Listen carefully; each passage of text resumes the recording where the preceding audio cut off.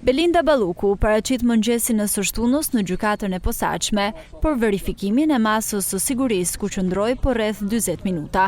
Pas daljes nga GKK-o, Balluku nuk dha asnjë prononcim për mediat.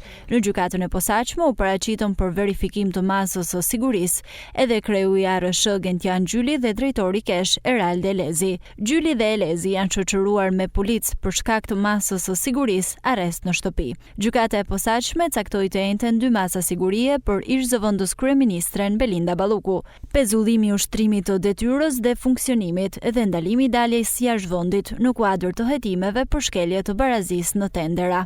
Prokuroria e posaçme kundër korrupsionit dhe krimit të organizuar SPAK në datë 31 tetor komunikoi zyrtarisht se ka ngritur akuzën ndaj ministres së infrastrukturës dhe energjisë Belinda Balluku për veprën penale, shkelje e barazisë së pjesëmarrësve në tendera apo ankande publike kryer në bashkëpunim.